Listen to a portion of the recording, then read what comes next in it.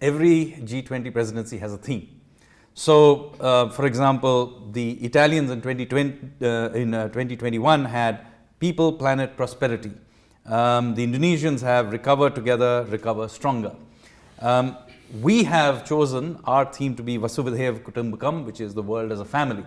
Can you give us a sense of what is the significance of using this theme, and particularly in what concrete way will this inform the way we deal with the agenda?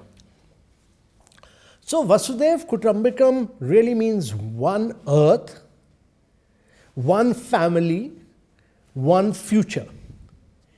It draws its inspiration from our ancient civilization, that we are all of us, all human beings.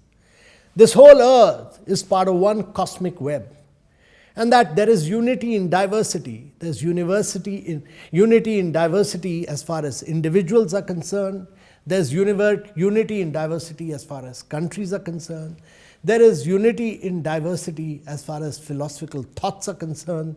There is unity in diversity in different geographic models are concerned.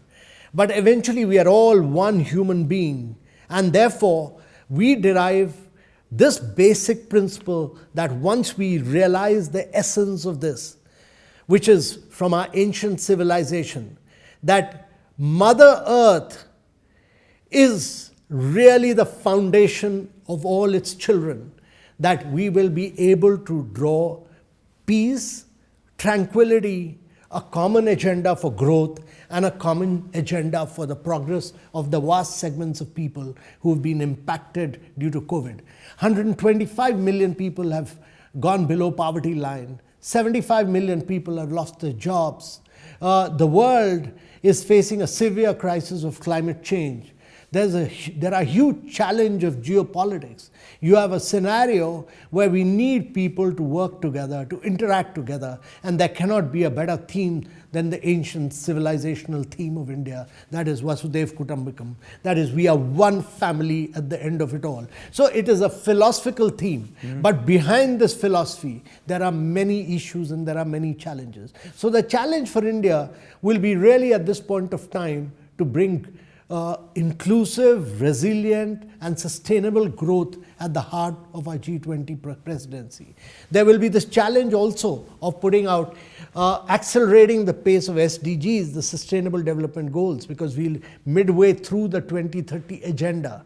And since COVID has impacted learning outcomes, health outcomes, nutrition, we need to accelerate the pace of it.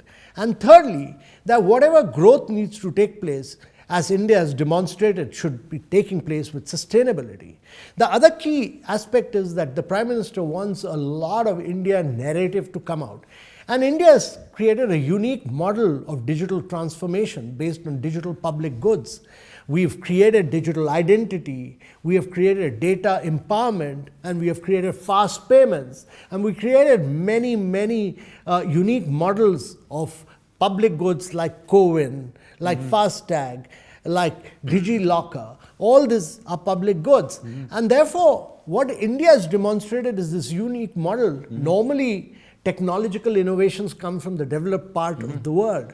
This is for the first time that a developing and an emerging market like India has said that this is a model which ensures both privacy and innovation. And you can create public tracks on which private sector can innovate. So India's So an important theme of this is going to be using the digital commons to kind of weld together the world as a family. Would that be an important thing? Well, the important point which India will make is that if you want to grow, if you want to prosper, if you want to lift people above poverty line, then you need a model like what India has created, the digital public infrastructure model, because there is a recent study by the Bank of International Settlement which demonstrates that what India has achieved in the last 7 or 8 years is more than what it would have normally achieved in 50 years.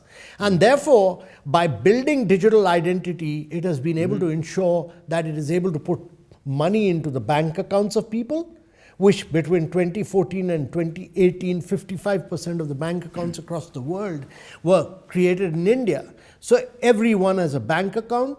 He's able to access that through his mobile, and there are no leakages. 600 schemes of the government, we put money straight into the bank accounts, and this has been huge transformation. So what we've created is a unique model for the world where private and public compete. India is the only country in the world where Google Pay competes with PhonePe, where WhatsApp competes with Paytm, and in the marketplace. So we have pushed for privacy of data, we have pushed for digital identities, we have pushed for fast payments.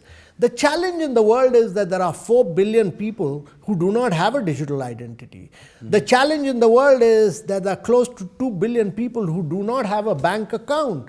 The challenge is that fast payments exist in only 55 of the 186 countries of the world.